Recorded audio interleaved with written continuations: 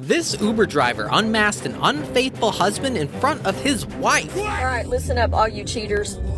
If you live in the Dallas-Fort Worth area and you ever need a Lyft or an Uber and you get in my car, be forewarned. But before knowing how things went down for this man, you need to know this first. This is my car. I work for myself. I am an independent contractor. If I choose to end your ride, it's my choice. If you are doing something crappy in my car, I have the right to handle it however I see fit. And this is when things got very spicy, because you're about to know how a very early Uber request can change your life forever. By policy, I can end his ride in the middle of the freeway if I want to, but I chose to take it back to the address where I picked him up. Things didn't turn out so well for him. I took him back to his house. I drove up and made him and her get out of my car. But before judging this Uber driver, you need to hear the whole story. Today I picked up a guy.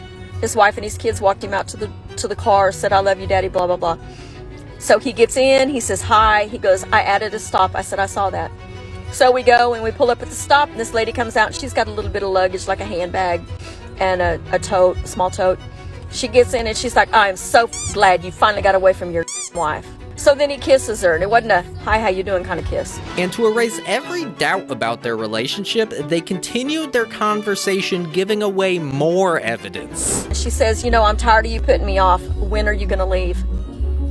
And he said, "I've got some things I've got to take care of. Let's talk about this later." So this is when this Uber hero decided to do something that would completely change how this story ends. Whenever they were arguing or discussing in the back seat, they did not realize that I had turned around and I was going back to his home. I opened up her door and I said, "Get out."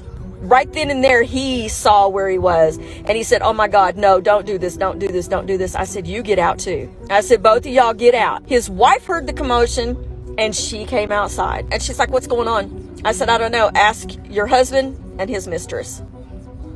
And she goes, "You know what? I knew it was only a matter of time before I caught your ass." Then I knew she had some sort of indication that he had been cheating. That interaction ended there, but that's not the whole story, because she then spoke to the cheated wife over the phone. So yesterday I got a message from Uber that one of my passengers was trying to contact me.